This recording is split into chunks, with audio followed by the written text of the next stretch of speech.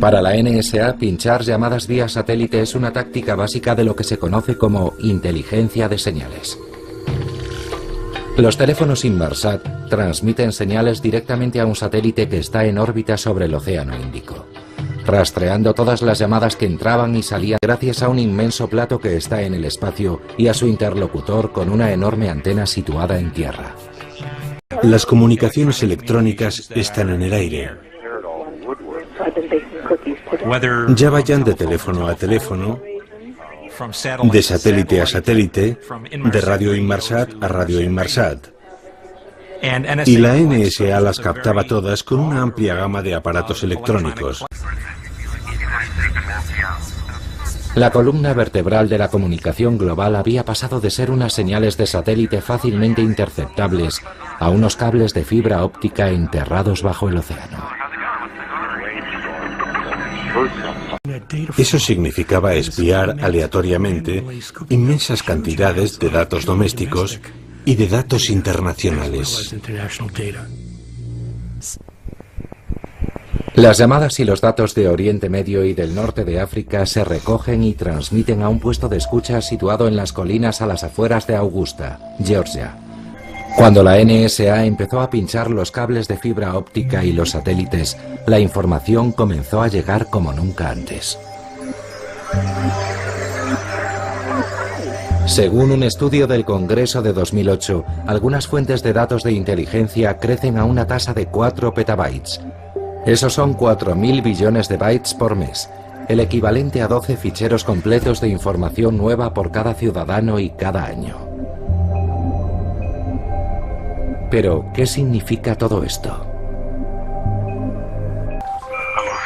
Un software especializado puede ayudar a extraer información importante basándose en un contexto y un significado.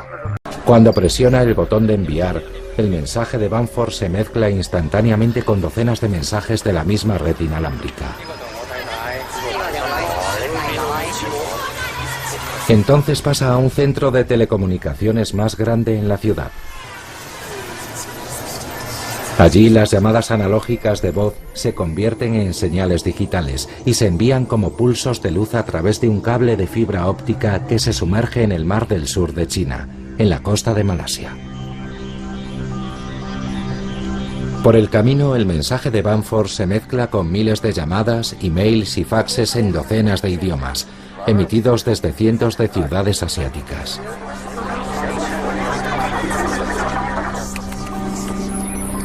Ese amasijo de datos cruza el Océano Pacífico a la velocidad de la luz. 5 centésimas de segundo después de que el mensaje fuera enviado, llega a la costa, a 2 metros bajo esta solitaria playa de California, cerca de la bahía Morro.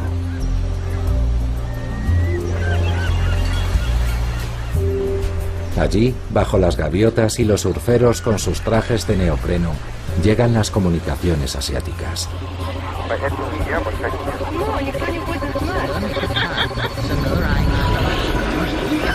A unos kilómetros hacia el interior, el mensaje pasa por un pequeño e indefinible edificio cerca de San Luis Obispo. Por ahí es por donde entran el 80% de las comunicaciones de Asia a Estados Unidos. Pero con las nuevas órdenes de la NSA, aquí no pinchan nada. En su lugar, los cables van directos desde San Luis Obispo hacia un edificio de San Francisco.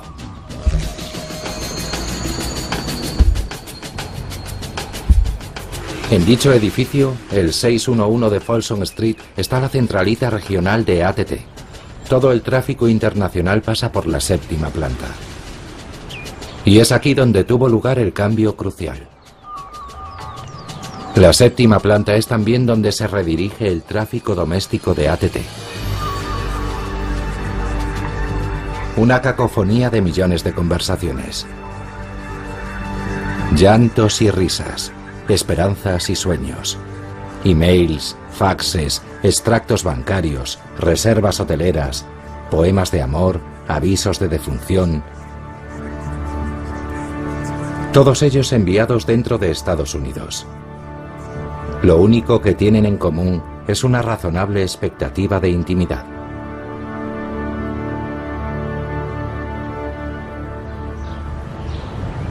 En 2003, un ingeniero de AT&T se da cuenta de que los cables de la 7ª planta habían sido redirigidos y que una copia exacta de todo el tráfico, tanto doméstico como internacional, ahora también se envía a una sala secreta situada una planta más abajo. Internet. Eso significaba espiar aleatoriamente inmensas cantidades de datos domésticos y de datos internacionales.